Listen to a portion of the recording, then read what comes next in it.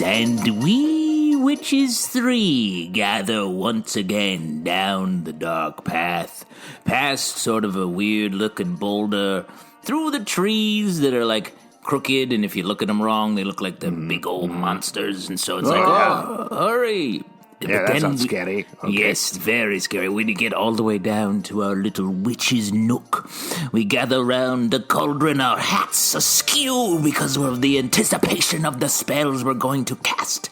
And then, of course, we raise our most magical hairbrushes, and sing. Okay, so listen, here's the thing. The hairbrush...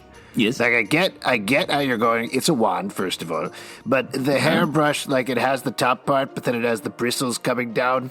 Oh, yes, very good. I love the way it feels against my scalp. Yeah, no, I know, but, like, wands don't have that. They don't have things hanging off of them, like tassels or whatever. Here's the thing, though, if you're, like, singing if, like, karaoke, you use a hairbrush, it's like, haha, this is fun.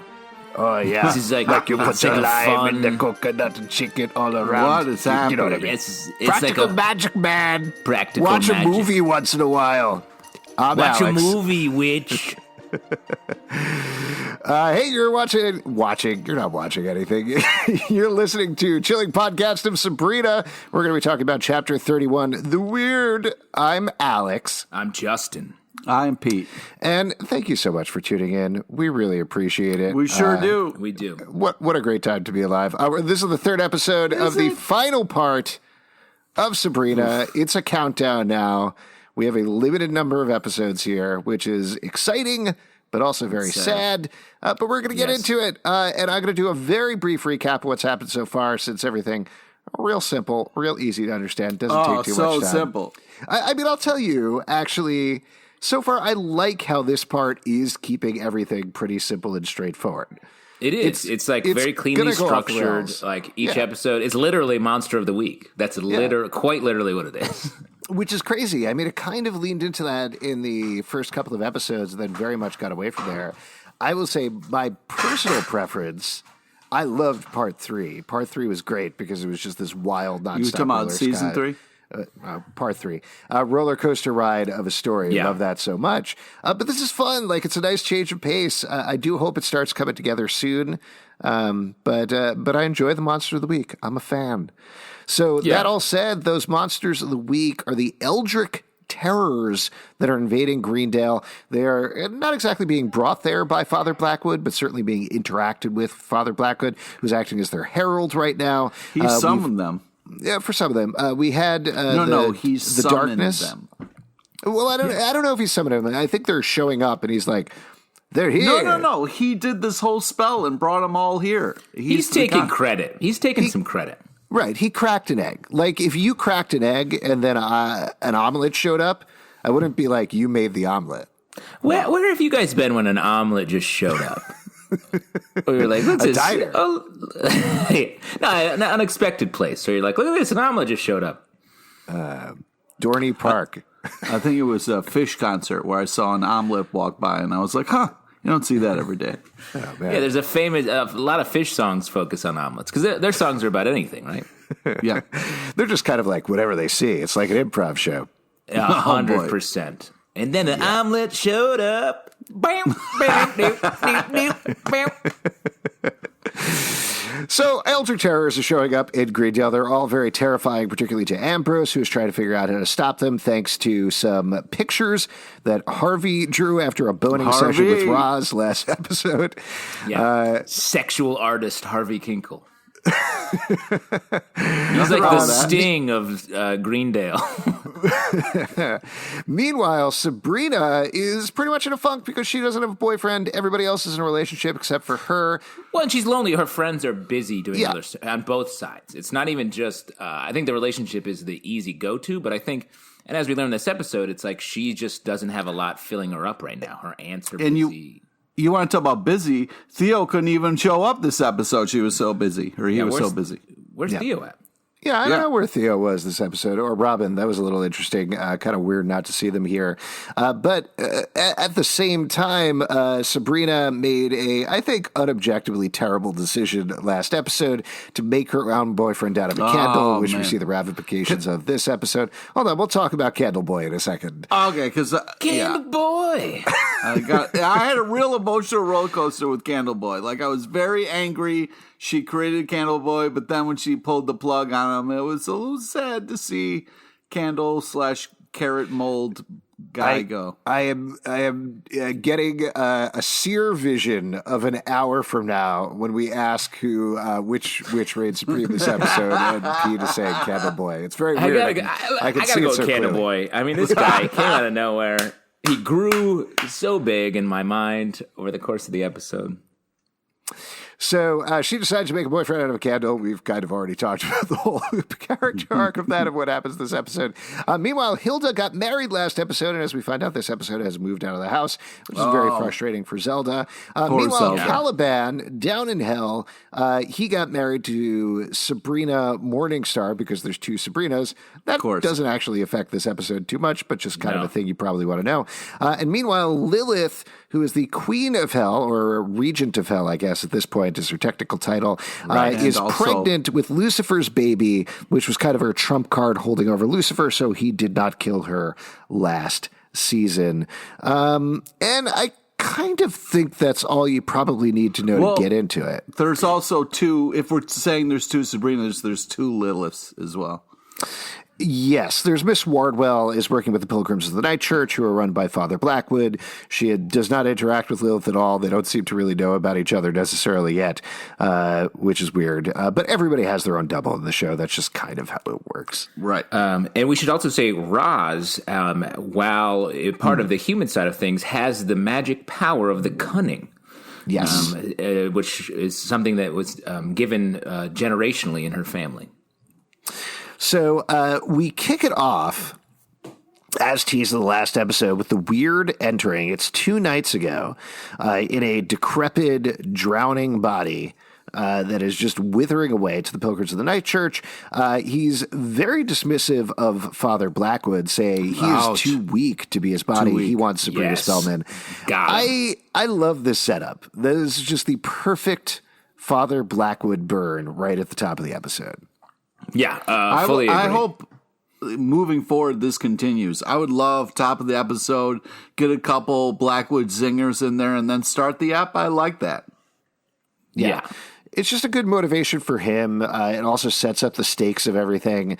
And it turns it very specifically onto Sabrina, which we haven't really seen with his plotline yet. Like, his thing has been about destroying the entire universe, the earth, and whatever. But this brings it home and makes it more personal, which I think is fun and cool, and turns him from the guy who's scribbling aimlessly to somebody who has a very direct mission. Bring it home. Yeah, and then we turn it over to the Spellman house. Ambrose is checking out of the body. Something slithers out, which we find out later is the weird. It's a cephalopod. You see, Ambrose, you got to keep your eye on any mouthworms. Big. And there was like hope because he was like taking notes and kind of he could have looked at the body to see that brain squid looking thing crawl out, but no, totally missed it. Now, this is very much jumping ahead in the episode, but since we're talking about cephalopods, we get a lot of pictures of them. There's a lot of octopus stuff going on in this episode. I'll tell you why. Since they're leading into the whole Lovecraft thing very much this episode in particular. I went to the aquarium a couple of weeks back, and they have a new spineless exhibit there here in New York. And they had cuttlefish there, which I had never seen before.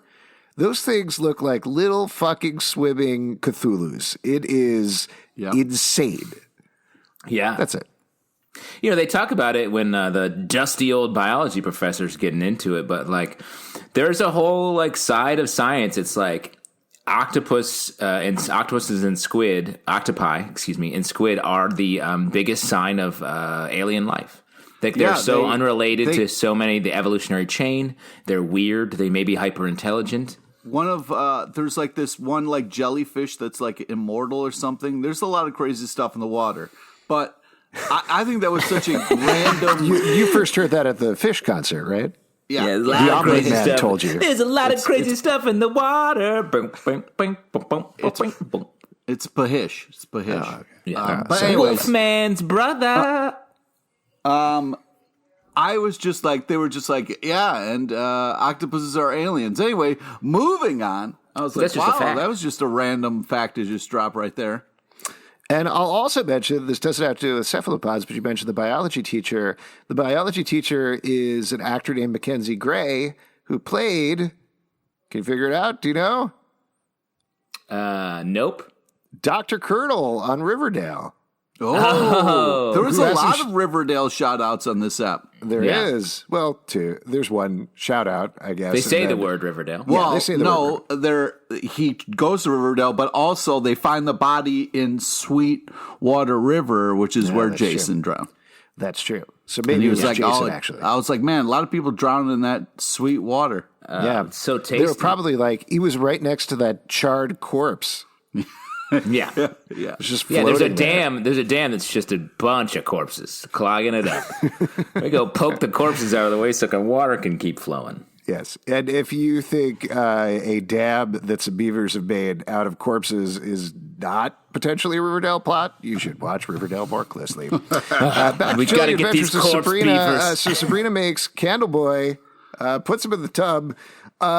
This is maybe more of an overall thing about the episode. And I know you wanted to talk about Candleboy, Pete. Candle boy. It is, the structure of this episode is so weird and interesting to me because, Weird? correct me if I'm wrong, I definitely felt like you get this Candleboy, he's growing larger the entire episode. When Lucas shows up later on in the science classroom, I was like, oh, that's Candleboy. That's what I Me thought too. too. 100%. And then it wasn't. He was just a regular human boy that It's was random there. boy. And Random then boy. I was like, okay, so what's going to happen with this Candleboy? by And the then end, she they're like- wakes up in the tub looking Right. at Candle Boy. and then they just flush him down the drain at the end. I thought there was going to be so much more with Candleboy. And I thought, like, oh, there's this, like, squid thing running around. Good thing she made this, like, dude who can sacrifice himself for Sabrina. I thought, like, Candleboy was going to save the day and, like, the squid was going to eat him or something like that. But, man, Candleboy was such a non-issue. Do you think Candleboy was going to start to look more like a real boy, or is he just going to be a big old red man? Well, I'll tell He's you like, what. keep me away from the fire. My shout out to the Chilling Adventures of Sabrina props department, who started with a tiny little Candleboy, and then the last almost full size Candleboy has a like barely defined penis and scrotum. I saw that Working in penis. some junk there, you know what I mean? It was really, I feel like a lot of the growth of Candleboy at that time was really focusing on the penis. Yeah, well, that develops.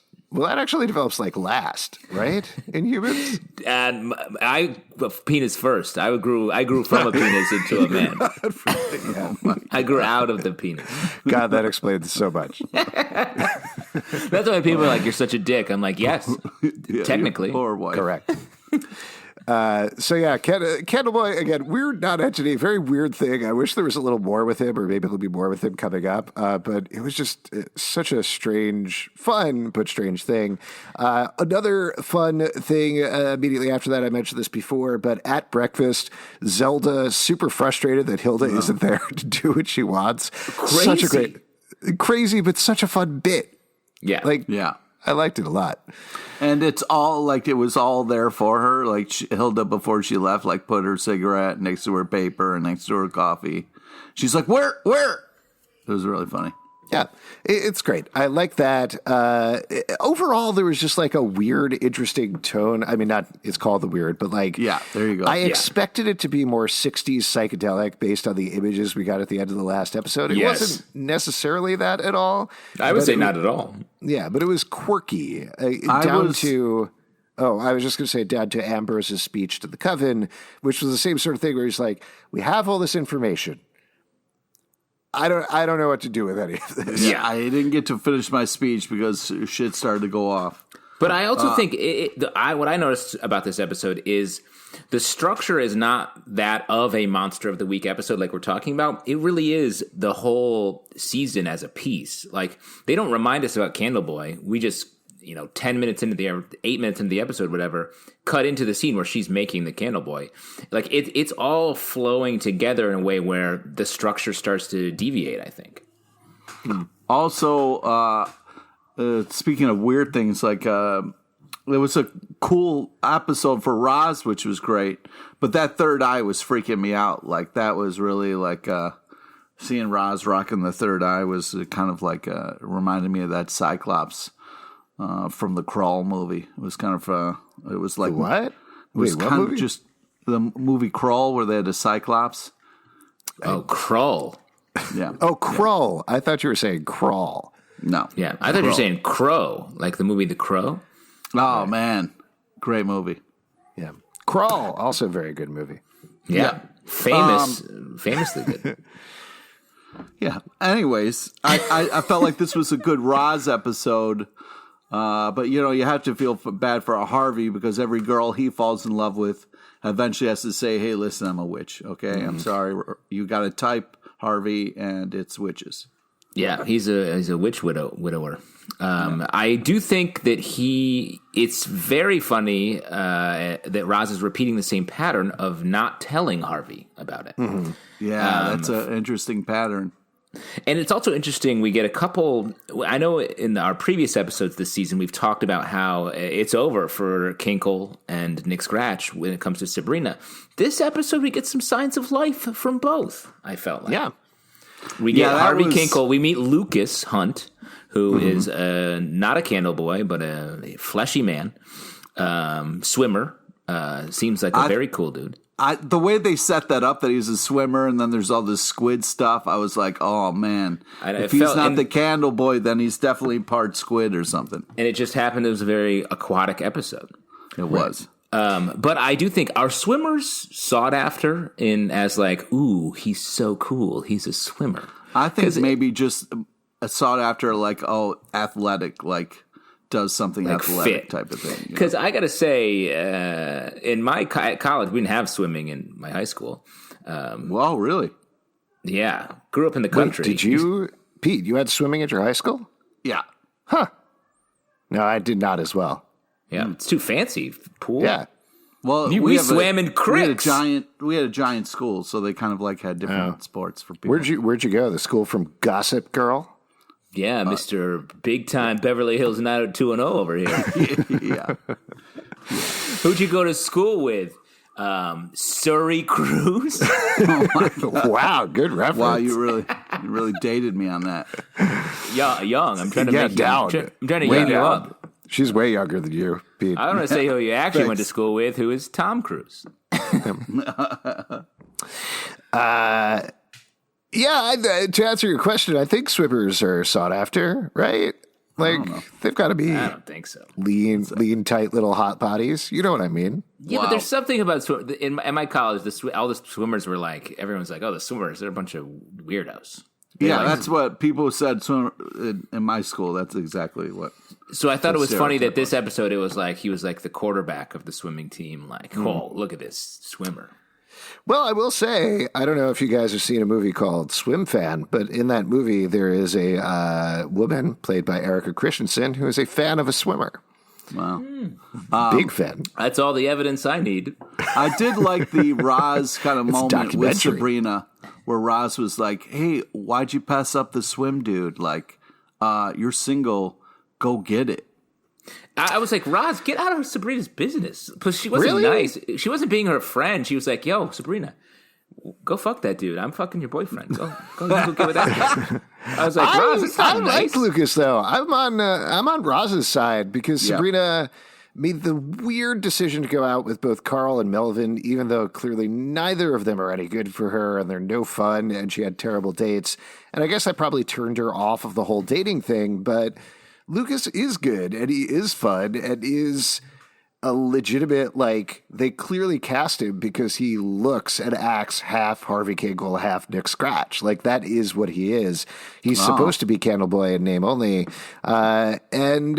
She pushes him away. Well, it doesn't exactly push him away. I guess squids push him away and stuff like that. She aggressively kisses him. Well, yeah, squid when tongue. you've got an octopus tongue, that's a little bit of a turn But off. I liked him, and I think Roz is right. Like, she has to go for it. She can't just sit there in a funk all the time. She needs to go for a third option. It can't be all Nubrina or Hubrina. It's got to be Labrina. Wow. What? A whole bunch of nonsense. What? I'm just saying I thought it was weird how Roz was aggressive and seemed like, hey, go do this. I don't know. I don't talk to you much. I just kiss Harvey 2 desks away from you. There's a lot of kissing in class. I mean, I guess I never knew that because we did not have that at my high school either. Like pools, Pete. That was one thing that my country high school did have a lot of is kissing. Were you the quarterback? I was the quarterback of the kissing team. Nice. For a second, when you said that, I thought you meant girls. Like they went to an all-dude school or something. Where'd you go? The school from the Robin Williams movie I'm forgetting the name of right now. Where they say, oh, Captain, my Captain? Dead Poet Society. Dead Poet Society, There you yes. Great movie. Not Robin Williams fan. Yeah. God, I wish I knew more about his movies, Yeah, it's too bad you don't. It's too bad I don't. So we get into this Roz storyline with Mambo Marie. Mm-hmm. Like, what do we think about this? Go ahead, Pete. It was almost a little bit forced on her, which was a little upsetting. It didn't feel like, hey, listen, you've got this thing. It was cool. It was kind of like, hey, you're this is what it is. Here's the person you trust telling you, okay, cool, let's go. You know? I did like the explanation of it. I mean, yes. Even if we're headed to a similar path with Harvey and Roz that we were with Harvey and Sabrina, the idea that at some point, I don't know if this was the original plan, but at some point in the writer's room, somebody said, if she has psychic powers and could see the future, could read people and do all these things, she's a witch, right? Yeah. So them coming out and saying that and then having a legitimate explanation for back in the day, they were God-fearing Christians. They couldn't say that they were witches. Makes a lot of sense. And it makes sense for the history of the show, but also the history of America. Wow, cool. Nice. This will be a great section to add to your TED Talk. I think so. So far, it's 3 seconds long. It's a good starting point, is all I'm saying. So I then, agree. If you're doing a witch show, and it's like, who should we have this character be a transformer or another witch? It's like, let's go with witch. Yeah. So then we have Caliban, which I'm glad. Wait, before we Hold get on. to that, I did want to talk about the plot line with Bumblebee, who I am starting to think is a transformer. Yes. You know, I didn't notice it, but he's much bigger than the rest of the other characters. Who are you shipping Bumblebee with? Oh my god, Pete, you know, you love Bumblebee.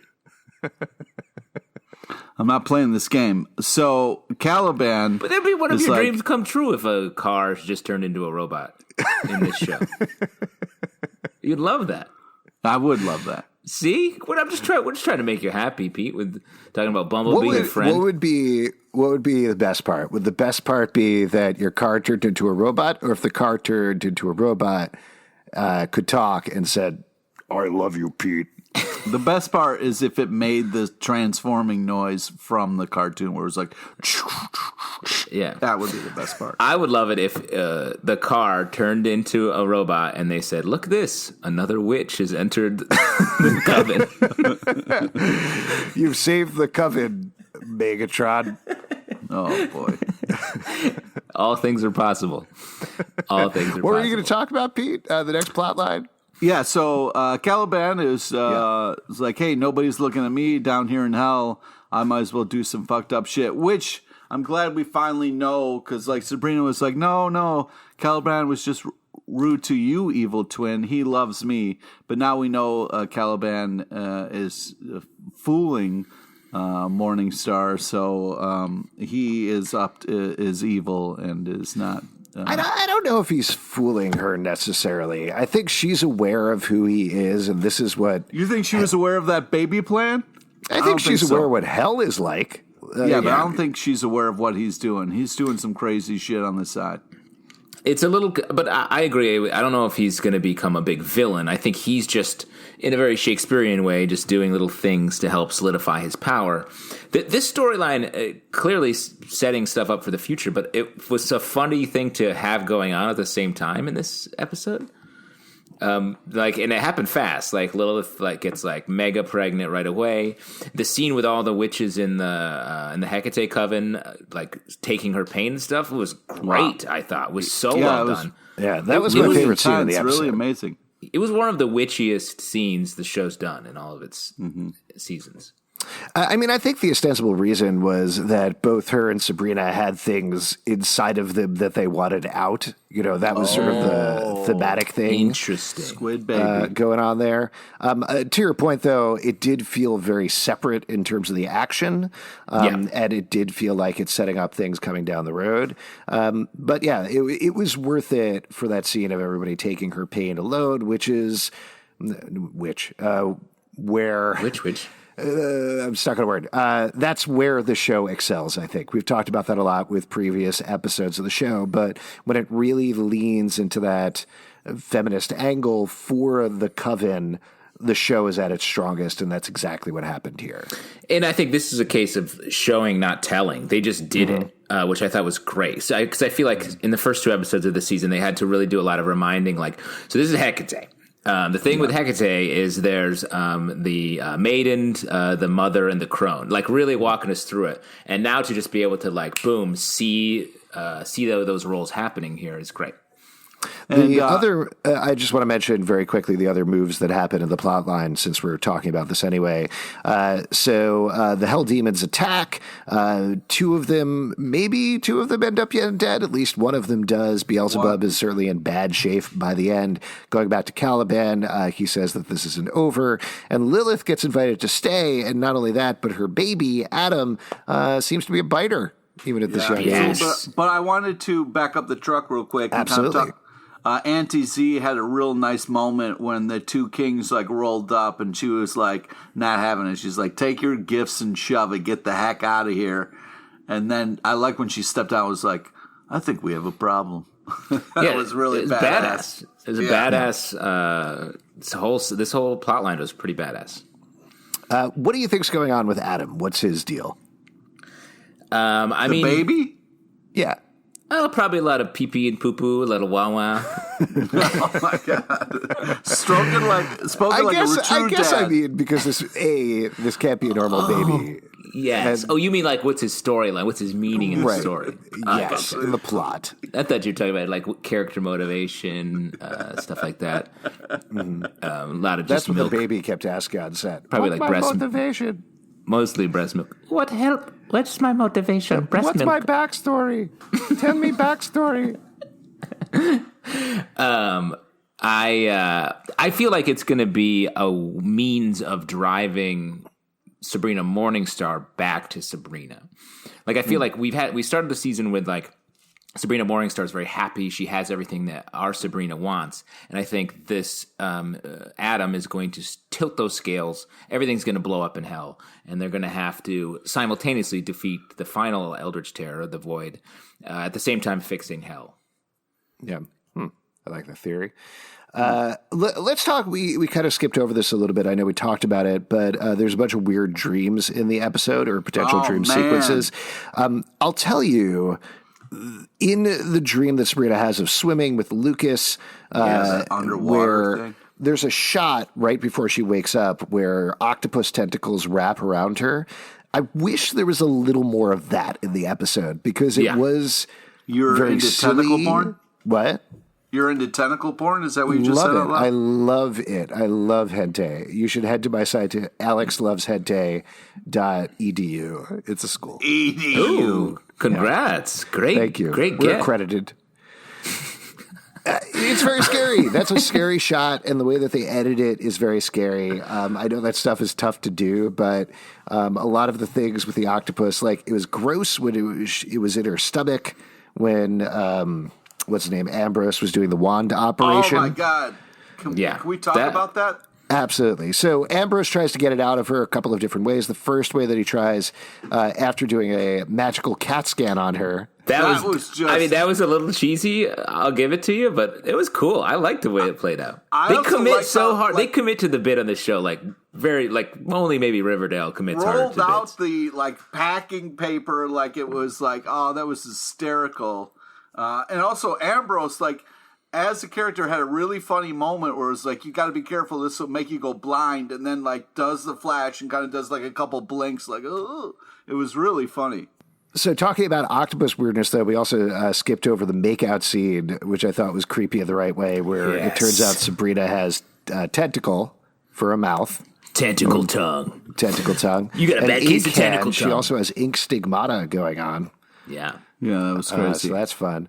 But they figure out, since they can't actually take out the octopus, what they're going to do is they're going to dry it out. So Nick and Ambrose call in Sycorax, the water witch. And this was a fun effect. Just pulling all the water out of Sabrina, having a tank filling up in the background. Yeah, that was cool. Like you're saying, Justin, cheesy, but in the right way. Yeah. They do it because they do it quickly. It accomplishes they set sort of a ridiculous goal, and then they accomplish it quickly. Sabrina's getting weird. You got to get the weird out, and they get the weird out. Yeah, what was fun was they kept the little photo of it was this kind of weird wand photo of her body's organs, and the way the squid was drawn each time was artistically cool and creepy at the same time. It was really impressive, the kind of monster kind of makeup and effects that we had in this episode. It could have easily been too cheesy or too weird. They really did a great job of walking that balance, I think. Do you know how they did it, actually, is they had Harvey fuck a squid and then very quickly jot it down in his sleep. That's how the CAT scan thing works. Wow. Like all great artists, Harvey wakes up in the morning and says, "What am I fucking today?" And then You're the worst. He's a genius. I mean, here's a good point to talk about. So we saw the scene where Sabrina's not feeling well at school when she has to. She's going to cut the squid open, and her weirded up body rejects it. Harvey's like, "I'll drive her home," and Sabrina's like, "Yo, chill, dude." Which that was the first time we've seen Harvey try to get in her business this season. And then here with Sycorax, Nick Scratch is there, and he's like, "I'm here to help you." And then at the end of the episode, we get this great scene where they're singing the song together. They're singing to each other, even though Nick is singing the part of the Hitler kid, which, you can tell Nick's still the best. I don't... are you correct about that? I don't think that's correct, Pete. Yeah, it is correct. All right, BFA. Okay. Let's hear it. Go ahead. Hit us with a little Sound of Music, buddy. No, I am not going to go ahead. But I'm just saying the Nick Scratch stuff was touching. I don't like Nick Scratch, but I was still moved by him when he was busting out the willingness to sing to her. Well, more to your point, Justin, I think the door is open for both of them, right? We got this joint option with Lucas, who ran away to Riverdale High, and instead... Smart choice. So much less weird over there. Yeah, exactly. He's going to die in a second. He's going to be like, all the tongues over here are weird, too. But the door is kind of open with Nick now, clearly. They've made a connection again, whatever is going on with him and Prudence. And then on the other end of the spectrum with Harvey, now that he has this Rosbomb that's about to drop at some point, that seems like that potentially could break them up and drive Harvey back towards Sabrina as well. We might be right back in the triangle. All right, we got a bad boy alert coming up strong. Absolutely. You know what I'm talking about? Pete, you know what I'm talking about with the bad boy alert? I'm talking about you got to itch that Nick Scratch. There's a scratch on my body that I got to touch, and it's right there, right next to my Nick tattoo. You're a total Nickhead. Is what I'm a Nickhead. It's really gross. If it's not clear, I'm a real Nickhead. You are. I was born a Nickhead. I'm still a Nickhead, and I'll die a Nickhead, and especially if he doesn't get with Sabrina. You know what I'm talking about? I do know what you're talking about. Because Nickheads are Nickheads for life. Oh my god. When you're a dick all the way. Oh, my God. Oh, that's that Hitler character, right? Right, it's the Hitler character from West Side Story. Every musical has one. It's real weird. I was just watching The Prom on Netflix. I don't know why they had a Hitler character, but oh my God. He got to go to prom. That was his dream. He was a frustrated painter and a jilted prom date. I did like the kind of repeating pattern of like, okay, this time we're going to use a rot witch, and then she's going to focus on your brain to get the monster out. So that was kind of a fun pattern they had. What do you think when you're deciding which witch, like a doctor decides which discipline to go into? Well, who do you think's like, I'm going to focus on rot? I'm going to be a rot witch. I mean, it sounds cool when you say it like that. Yeah, I'm a rot witch. That sounds like a decision you make when you're into like some like hardcore music. You're like, I love rot, I'm a rot witch, and then a couple years later, you're like, I got all these rot tattoos. I regret them now that I'm in banking. Yeah. Hey, can I turn these tattoos into like, I don't know, a couple of flowers or something like that? Is that possible? Yeah. Just get all lasered off. Is there a laser witch around here? Oh, man. Bumblebee comes in and is like, I'm a laser witch. Really set yourself up nice for that one. Thanks, Pete. Good. Very good. I did want to mention a quick moment. We talked about the Roz storyline already, but by the end, Roz is a seer working with Mambo Marie and Prudence to kind of monitor the universe. That was hilarious. Pretty cool, but there's a very fun moment when Roz comes into the school and Prudence is like, do I know you? And who Roz are you? is like, we've met 5 times. Yeah. Then she starts listing them. I was like, Roz goes hard when she is getting ignored. Yeah, that was fun. Classic Prudence. This is a good setup for Roz. I like this, and this is a good new set, actually, as well. I think this is fun. I agree. It's interesting. And they even say, like, she's joining the squad. There's the new Weird Sisters. How did you feel about this Dorcas erasure? Yeah, I was glad that in the beginning we got the credits still with Dorcas, so I'm glad we're keeping it real there. But I was a little like the new Weird Sisters. No, she's not in the credits anymore. Agatha is in the credits. No. Yeah, but you still see a picture of Dorcas, though. Right. Of course. Yeah. Yes. I know. Okay. All my favorite characters only exist in the credit sequences of my favorite shows. That's what I love about but then, like, if I was a big fan of Knight Rider and you just see the car in the credits and there's just no car. This is 100%, no joking, no bits whatsoever. When they said we're to the new Weird Sisters, I was actually upset. I was very upset. As soon as I saw it, I was like, oh, Alex is going to be And then pissed. I was like, oh, maybe it's not real. But then when they linked pinkies, I was like, oh, that just sealed it. Yeah, I understand as an intellectual person for Prudence, it's good for moving forward. Both of our other sisters are gone. But I feel bad for Agatha, and most of all, I feel bad for Dorcas. Well, don't feel bad for Agatha. Agatha's like, she's nasty. She's like on the dark side. She is. But that's not entirely her fault. She was driven crazy. Yeah, I guess. And then Dorcas, which again, I know we use this name a lot. Was that a character on this show? I'm so sorry. How dare you? We had a whole segment dedicated to the Dorcas. This started because I said to you guys, do you want to do a Dorcas podcast? Yes. And then it became something else. Yeah, we've really gone away from our roots here. Anyway, I love these new Weird Sisters, and there's no Dorcas in the mix here. Who's the Dorcas of this new Weird Sisters group? That you can't say that. You can't. Don't the breakout star? The character find of 2020? Yeah. Man, gotta say, Mambo Marie. Yeah, got it. I gotta say, though, in this new iteration of the Weird Sisters, I think Prudence is the Dorcas. I actually think that's kind of fair. While we're being honest. Yeah, it's weird. I gotta see how they work together. Roz is the Dorcas just because Prudence is like, no, you're not as cool as I am. No, but Roz is going to be the Prudence because she's like going to be the one who we're going to follow. Mambo Marie is sort of like a little bit, you don't quite know what she's doing, very Agatha. And then Prudence, much like Dorcas, just vanishes and can be played by a fern or a potted plant. How dare you? How dare you, sir? How dare you? I hope it's more than that because Prudence is great and deserves to have a really good plot line this season. We haven't seen too much of her other than being back on her snarky Prudence-ness.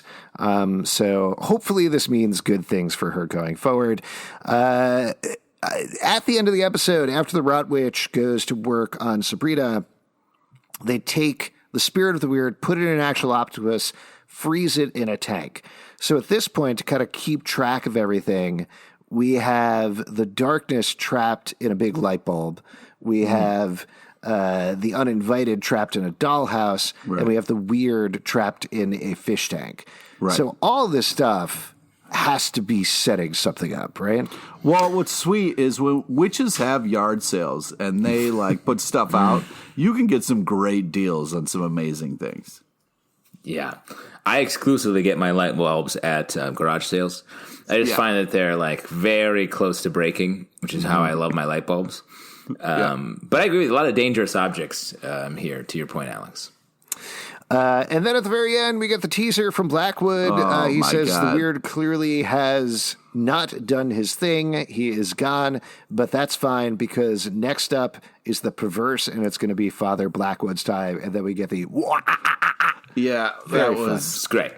That was a fun ending, but so creepy the way he's like, next is my favorite, the perverse. I was like, oh, fuck, dude, no. No, it's good. I don't think I'm ready for that app. Yeah, fun stuff. The perverse is just going to be Alex Albin, our venerable podcast host. Yeah, I didn't want to spoil that the next episode is just a live cam of me. Yeah. None of the regular characters appear except Dorcas. Except you and Dorcas. That's fun. Did we talk about Candleboy goes down the drain? Do you think... we talked about it. Yeah, I know, but are we going to get... Is this going to come back? It should, right? We mourned the loss of Candle Boy / Carrot Boy as the water drained out and bits and pieces of him went down the drain. You can't come back from that.